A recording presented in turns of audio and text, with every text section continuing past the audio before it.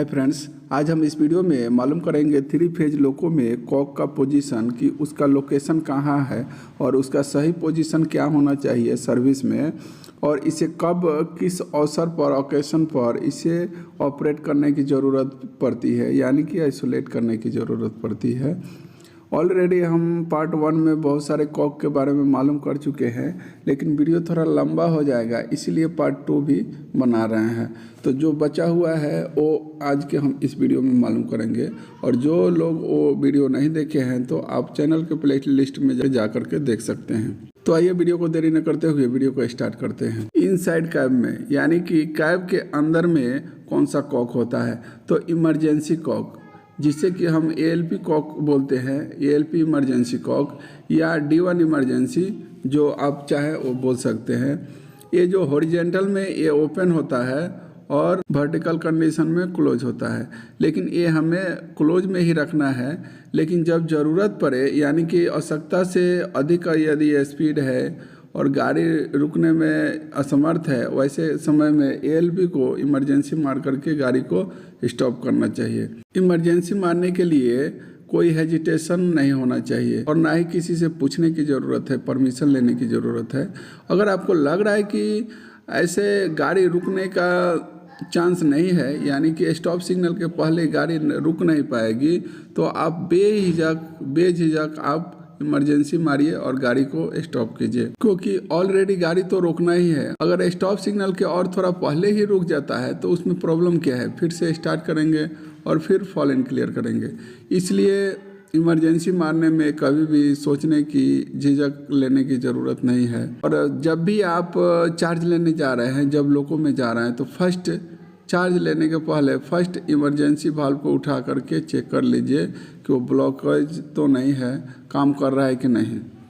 और दूसरा, आजकल तो रनिंग में भी रूल आया है कि बीच बीच में वो लोको इंस्पेक्टर द्वारा इमरजेंसी मारा जा रहा है, जिससे कि आपको ये भी मालूम हो जाए कि इसका ब्रेकिंग डिस्टेंस कितना है, और दूसरी कि आपका इमरजेंसी मारने में किसी भी प्रकार का हेजिटेशन ना हो। इसलिए इमरजेंसी मारने के लिए ALP को किसी भी प्रकार का संकोच नहीं होना चाहिए। नेक्स्ट, मशीन रूम नंबर के अंदर ये 3 ड्रेन कॉक है, जो कि MR1 ड्रेन कॉक, जो कि ओपन में क्रॉस में रहता है और पैरेलल में क्लोज में रहता है।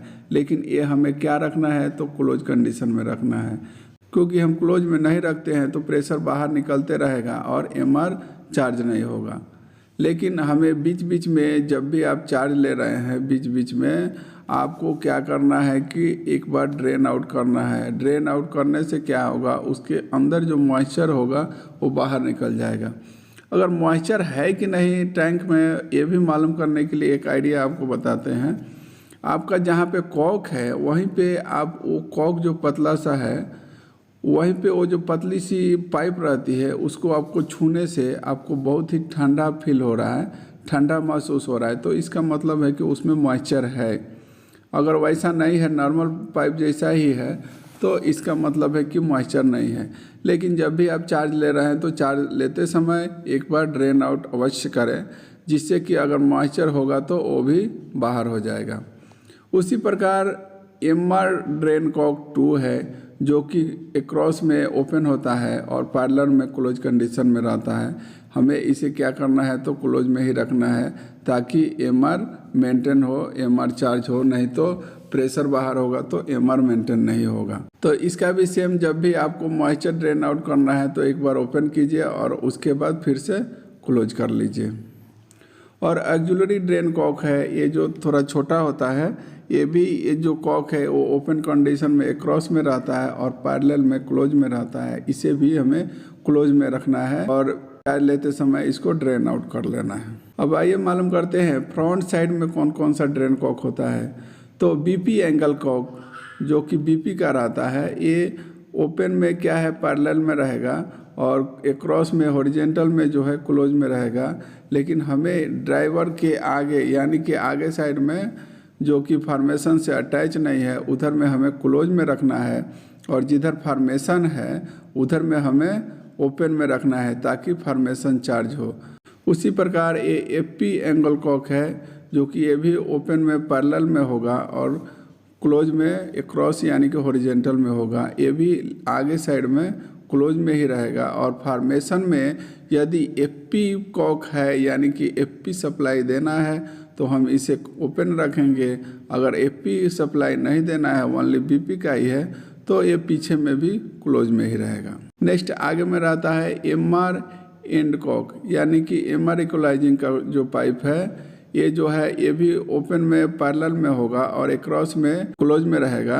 इसे हमें क्लोज में ही रखना है आगे साइड में। और इसे ओपन में कब रखेंगे, जबकि दो मल्टी यूनिट है यानी कि दो लोको है उस बीच में इसको ओपन में ओनली रखना है, नहीं तो बोथ साइड माने बोथ एंड में ये क्लोज कंडीशन में ही रहेगा। जब मल्टी रहता है तो उसमें ये ओपन करते हैं जिससे कि आगे लोको द्वारा भी पीछे चार्ज होते रहता है, यानी कि यदि पीछे में शट डाउन भी कर दिया, डी एनर्जाइज कर दिया, फिर भी आगे लोको द्वारा एमआर पीछे में भी सेम मेंटेन होते रहेगा। इसीलिए अगर मल्टी यूनिट है तो वहाँ पे डेड इंजन कॉक को ओपन करने की ज़रूरत ना होती है, क्योंकि आगे से ही एमआर इक्वलाइजिंग के द्वारा आपका पीछे में भी बीपी वगैरह सभी जितना प्रेशर है सभी चार्ज होते रहता है। और डीबी इंड कॉक जिसे कि हम बीसी इक्वलाइजिंग का कॉक भी बोलते हैं, जो कि बोथ साइड ये क्लोज कंडीशन में ही रहेगा। और इसका कंडीशन क्या है, ओपन में ये पैरेलल रहेगा और क्लोज कंडीशन में क्रॉस यानी कि डाउनवर्ड में रहेगा। ये बोथ एंड क्लोज में ही रहेगा, लेकिन जब मल्टी यूनिट आप यूज कर रहे हैं तो वहाँ पे ये ओपन दोनों लोगों के बीच में ओपन करते हैं, जिससे कि आगे जब SA9 ब्रेक अप्लाई करते हैं तो उससे क्या है कि आपका पीछे में भी SA9 के द्वारा यानी कि लोको ब्रेक अप्लाई हो जाएगा। अगर ये दोनों लोको के बीच में ये बीसी इक्वलाइजिंग यानी कि डीवी एंड कॉक को क्लोज कर देते हैं, उस समय में ये जो आपका आगे में SA9 अप्लाई करते हैं तो पीछे लोको में SA9 अप्लाई नहीं होगा। अब पीछे में ब्रेक अप्लाई करने के लिए आपको A9 के द्वारा ही फार्मेशन ब्रेक जैसा अप्लाई होगा और वैसे ही रिलीज होगा। Next on loco body side यानी कि साइड में कौन कौन सा कॉक होता है, तो लोको के बीचों बीच साइड में BC1 कॉक होगा एक साइड में, और एक साइड में सेम अपोजिट साइड में बीच में ही मिडिल में BC2 कॉक होगा। ये जो ओपन कंडीशन में पैरेलल होता है और ये जो क्लोज कंडीशन में क्रॉस होता है, लेकिन हमें इसे ओपन रखना है, क्योंकि ओपन रखेंगे तभी BC1 यानी कि बोगी 1 और बोगी 2 में जो कि ब्रेक अप्लाई होगा, लोको ब्रेक अप्लाई होगा। अगर इसे आप क्लोज कर देते हैं तो फिर वो रिलीज हो जाएगा, लोको ब्रेक अप्लाई नहीं होगा। लेकिन किसी कारणवश अगर किसी एक बोगी या किसी बोगी में यानी कि पार्टिकुलर बोगी में वो लोको ब्रेक रिलीज नहीं हो रहा है तो वैसा कंडीशन में आप इसे क्लोज कर सकते हैं, क्लोज करके आप ब्रेक को रिलीज कर सकते हैं। यदि कभी लोको ब्रेक रिलीज नहीं हो रहा है तो आप इसे एक बार क्लोज करके फिर से ओपन कीजिए, जिससे कि ये वेंट होल वाला कॉक है, जिससे कि प्रेशर बाहर निकल जाएगा और फिर से आपका लोको ब्रेक अप्लाई एंड रिलीज होने लगेगा। अब अंडर फ्रेम में जो कॉक है उसके बारे में मालूम कर लेते हैं। ये जो कैबॉन साइड में ही रहता है, ये देखिए डी इन कॉक और डी आउट कॉक और डी बाईपास कॉक, ये तीन कॉक जो एक दूसरे से रिलेटेड है, इसलिए एक साथ में आपको बता देते हैं, इससे कि क्लियर हो जाएगा। ये एयर ड्रायर का कॉक है, ये तीनों कॉक जो कि ओपन कंडीशन में पैरेलल में होगा और क्लोज कंडीशन में क्रॉस में होगा। लेकिन ये जो डी इन कॉक और डी आउट कॉक जो है ये हमेशा ओपन में रहना चाहिए, जिससे कि एयर ड्रायर में प्रेशर जाएगा और वहाँ से फिल्टर होकर के ड्राई होकर के बाहर लोको में यानी कि न्यूमेटिक सप्लाई जो जाता है उसमें ड्राई एयर फिल्टर एयर आपको चला जाता है। लेकिन यदि एयर ड्रायर से कंटिन्यू लीकेज हो रहा है तो वैसा कंडीशन में डी इन कॉक और डी आउट कॉक को क्या करेंगे, क्रॉस में कर लेंगे, क्लोज में कर देंगे, और बीच में जो रहता है डी बाईपास कॉक उसे हम ओपन कर देंगे। ये क्लोज कंडीशन में रहता है तो इसे हम हॉरिजेंटल में कर देंगे क्रॉस में, जिससे कि ओपन हो जाएगा। इस प्रकार एयर ड्रायर बाईपास हो जाएगा। एयर ड्रायर के लिए हम एक और वीडियो जो बनाए हुए हैं बहुत ही अच्छा है, जो कि आप चैनल के प्लेलिस्ट में जा कर के देख सकते हैं कि 3 फेज लोको में यदि एयर ड्रायर को आइसोलेट करना है तो हम किस प्रकार आइसोलेट करेंगे। लेकिन इस वीडियो में तो हम ओनली कॉक के बारे में ही बता रहे हैं, इसलिए इसी के बारे में बताएंगे। और नेक्स्ट जो होता है इसी अंडर फ्रेम में BP additional cock, FP additional cock, MR additional cock और बीसी इक्वलाइजिंग, जिसे कि डीवी एडिशनल कॉक होता है। यानी कि 4 कॉक आगे में फ्रंट में भी रहेंगे और 4 कॉक ही पीछे में ही रहेंगे सेम। तो ये ओपन कंडीशन में पैरेलल रहता है और क्लोज कंडीशन में क्रॉस यानी कि हॉरिजॉन्टल में रहता है। ये ऑलरेडी क्या है, ओपन में ही रहता है, ओपन में ही रखना जरूरी है। ओपन में नहीं रखे तो आगे में प्रेशर नहीं आएगा। ये कन्वेंशनल लोको में जो बीपी एडिशनल कॉक एक ही है, लेकिन ये मॉडिफाइड करके 3 फेज लोको में ये एक्स्ट्रा एडवांटेज दिया गया है कि हर कॉक के लिए यानी कि चारों कॉक के लिए एक एक एडिशनल कॉक दिया गया है, जो कि आवश्यकता अनुसार किसी में प्रॉब्लम आने से, यानी कि आगे लोगों में यदि कैटर रन ओवर हो जाए या किसी कारणवश अगर एनविल कॉक से लीकेज हो रहा है, तो वैसा कंडीशन में आप उसका पार्टिकुलर एडिशनल कॉक को आप क्लोज करके प्रेशर को बंद कर सकते हैं। यानी कि यदि बीपी एंगल कॉक में आगे में अगर लीकेज हो गया या कैटल द्वारा वो डैमेज हो गया तो आगे में बंद कर लीजिए। इससे क्या है कि प्रेशर जो है बंद हो जाएगा और आपका एमआर वगैरह बराबर मेंटेन होते रहेगा।